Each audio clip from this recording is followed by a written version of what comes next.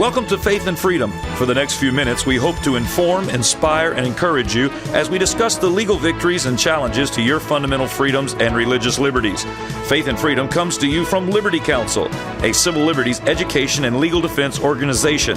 Join us now as Matt Staver, the President and General Counsel of Liberty Counsel, explains the latest legal issues all across this country in the courtrooms of America. Liberty Counsel is winning the battle for your constitutional freedoms. The anti-Christian group Americans United for Separation of Church and State gets a smackdown as freedom takes a step forward. I'm Matt Barber, Vice President of Liberty Counsel Action and Associate Dean with Liberty University School of Law, in again today for Matt Staver. And once again, joining me in studio is Deryl Edwards, Director with the Law School and President of Liberty Counsel Action. Recently, Deryl, there was an uproar when a judge ruled that a student, a valedictorian at her graduation, could not engage in a student-led prayer, something that has over and again been ruled as constitutional. But this rogue judge, at the request of Americans United for Separation of Church and State, who were representing an agnostic couple and that couple's child at this high school, this judge had ruled that they could not proceed with this valedictory prayer. Well, the Fifth Circuit, United States Circuit Court of Appeals, thought a little bit differently. They have reversed this judge's ruling, and they allowed students to pray. And in fact, this judge had ruled that they could not even say the word amen. Well, according to FoxNews.com, the judge has also said that, they can even say the word amen after the prayer. This is great news for freedom. This is a great news for religious liberty. This is bad news for groups like the ACLU and Americans United and other anti-Christian bigots who seek to reinvent and recreate an America in their own secular humanist self-image. I agree. And I look back and I go, okay, we don't expect anything different from Americans United. Yeah. We're glad that the Court of Appeals overturned this. But I'd like to focus the attention on the federally appointed by William Clinton, President Clinton, judge. How we can have a judge like this who banned any student, not just the one, the valedictorian or whoever. It was banned any student from uttering the word amen. How can you do that at a public gathering? They teach them the U.S. Constitution at the law school he attended. I'm glad that we have a school here like Liberty University School of Law, because our aim is to ultimately have judges sitting in places who were taught foundations of law, who were taught constitutional principles. Well, Deryl, I'm shocked that you would say all this. Haven't you heard that the Constitution is no longer relevant since we have, quote, separation of church and state?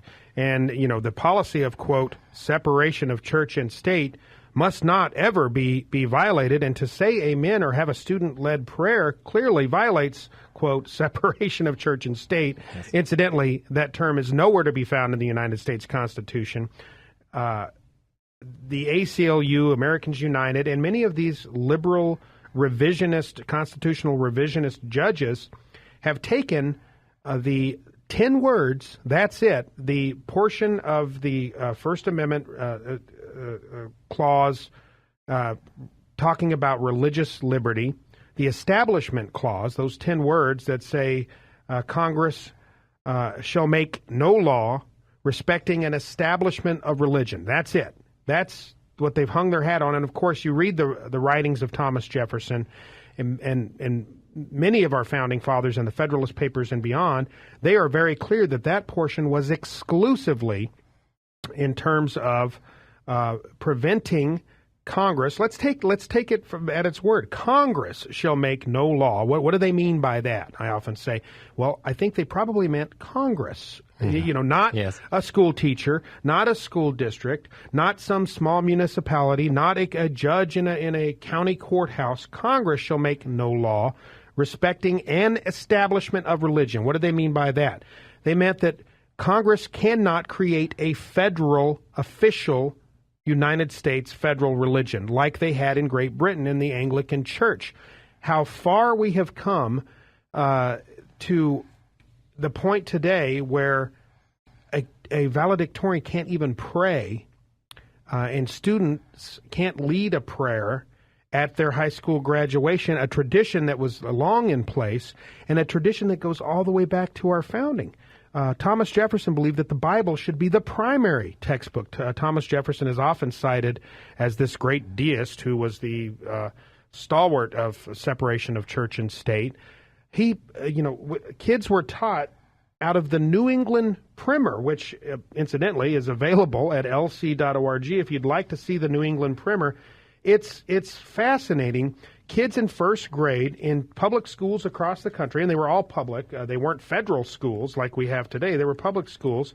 Kids were taught to read and write using the New England Primer. Listen to some of what they learned to read and write using. How glorious is our heavenly King who reigns above the sky. How shall a child presume to sing his dreadful majesty? How great his power is none can tell, nor think how large his grace, nor men below, nor saints that dwell on high before his face. And on it goes. There are Bible verses that kids learned from. This was how they learned to read and write, out of the Bible, out of the New England Primer. Boy, where were our ACLU representatives back during our founding? If they had their way back then, none of this would have been permissible. How far we've come.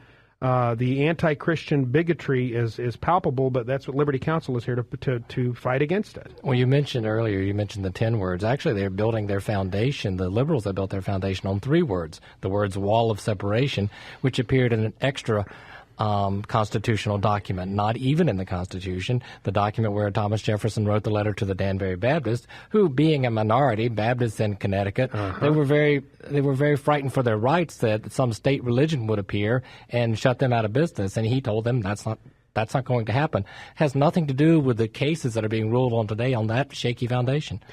Well, the good news is here through all this that as the ACLU and as groups like Americans United for Separation and Church and State, as is so typical of the left, they always take it too far. They push too far, like we saw in our case, Liberty Counsel's case in Santa Rosa County, Florida, where the ACLU went after a principal and an athletic director, a secretary, seeking to have them thrown in jail for praying over a meal. Fortunately, we're winning victory after victory in that case, and the ACLU is showing its true colors. Yet again, here they show their true colors.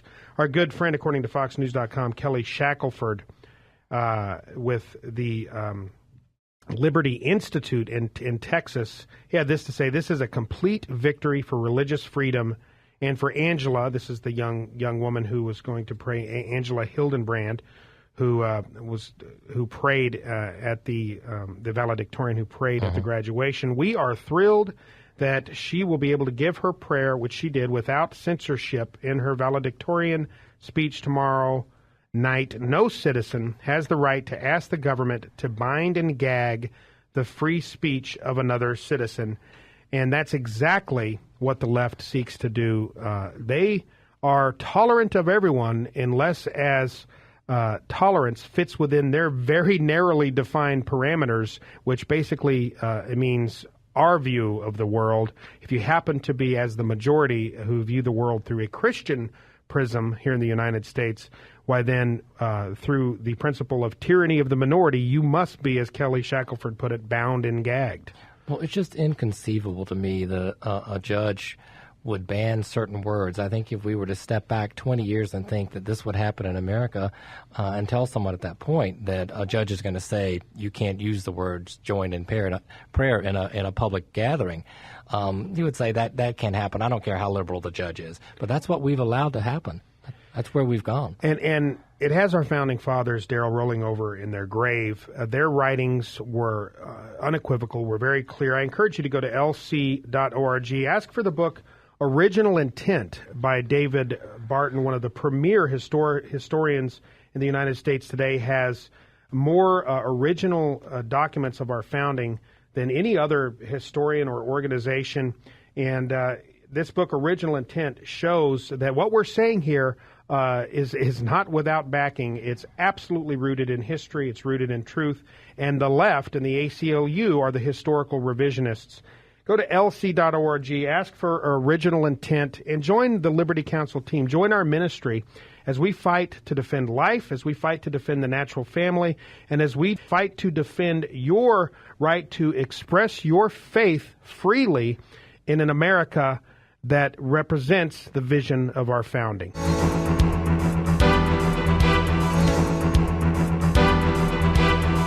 You have been listening to Matt Staver of Liberty Counsel. Our hope is to encourage and inspire you to stand up for your faith, family, and freedoms. We can accomplish a lot when we work together. Get informed and get involved today. Sign up for our free monthly newsletter, The Liberator. We will send it out to you free of charge. Stay informed with our Liberty Alert email update. Just click on the website at www.lc.org or call us at 1-800-671-1776. Tune in next time to learn more about your rights right here on Faith and Freedom.